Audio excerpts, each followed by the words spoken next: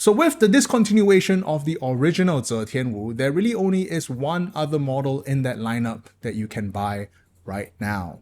The Tangzu X HBB Wu Zetian Heyday edition, which is probably the longest IEM name I've ever seen thus far. Yes, while the original has been discontinued, the HBB collaboration still lives on, and since we're talking about it on the Hangout.audio channel, it is Critical approved. One of the very few HB collabs that we do sell on the Hangout.audio storefront. Simply put, the Wu Heyday edition still remains some of my favorite planar IEMs alongside the 7Hz Timeless, the Timeless 2, as well as the LED Shurer S12. They all follow kind of a similar flavor profile. You can't go wrong with any of them, but specifically with the Wu Heyday edition, it is a set that is more neutral, a bit more subdued on the bass as well as the treble. But before we get into all of that, let's talk about the non-audio stuff, starting with, of course, the unboxing experience, which is, I guess, fairly standard for the time. In the box, you're gonna get your usual tips, which are segregated in balanced silicone, bass enhanced silicone, as well as foams. The difference between the two tips are basically on its bore size. The wide bores are considered as balanced, while the narrow bores are considered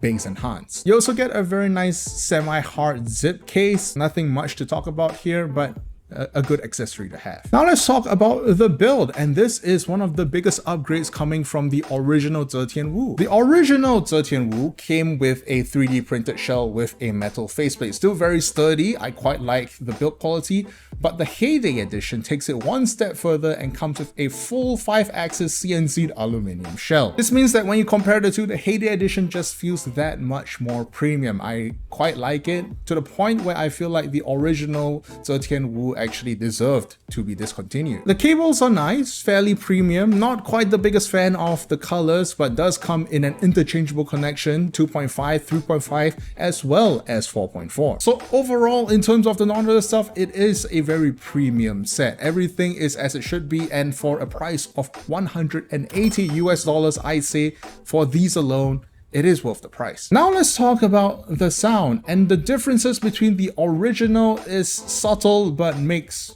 a fair bit of difference. When HBB got his hands on the Zetianwu, he has reduced the upper mids, but more interestingly, he also reduced the bass response. So compared to its immediate competitors, again the 7Hz Timeless, Timeless 2, as well as the LED Shurer S12, the Heyday comes in more bass light, more neutral, definitely far less bass than all of its competitors. To some people, this may come off as a welcome change, especially the fact that the entire high frequency range has also been reduced. So relative to the original Zetianwu, the Heyday edition comes in as a much more neutral set, again less bass, less treble, which may come off as slightly less exciting, but at the same time much more balanced as well. The usual properties of this style of planar driver still applies. It comes off as very sharp, very incisive, the bass is very fast, and overall it is a very technical sounding set. So if you're someone who doesn't quite like the hard V-shape on a lot of these planar sets, then you can consider the Wu Heyday edition. It's still a V-shaped response, but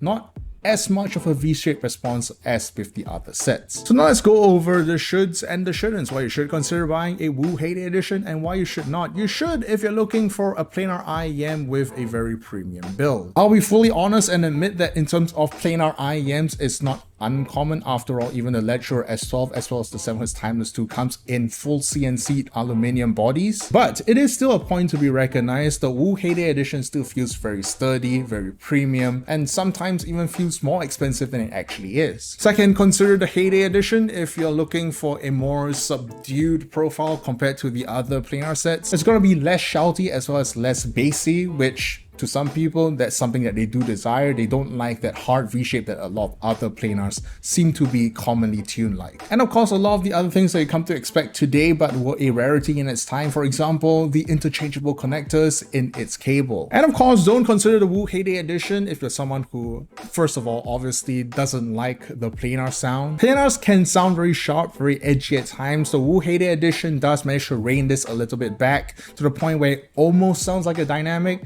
but still very clearly it is a planar driver. Second, if you're someone who likes more treble and bass in your sets, in which case, as I've mentioned many times, you can always look for something like the Lecturer S12, the 7Hz Timeless one, as well as the Timeless 2. And that is the Tangzu X HBB Zetianwu Heyday edition. But as per usual, you don't have to take my word for it. You can always try it out for yourself at the Hangout. We're located at 200 South Ridge Road in Chinatown. Come on down, grab a cup of coffee or a cup of ice cream, and then ask for the Wu Heyday edition. Try it out for yourself and then form your own opinions. For those of you who are not privileged enough to be in Singapore but would like to purchase a Wu Heyday for yourself, you can always consider us at Hangout.audio, our online retail store. We ship globally and for free for orders over $30. This has been Critical for Hangout.audio, and remember kids, if it's not on the list, it doesn't exist.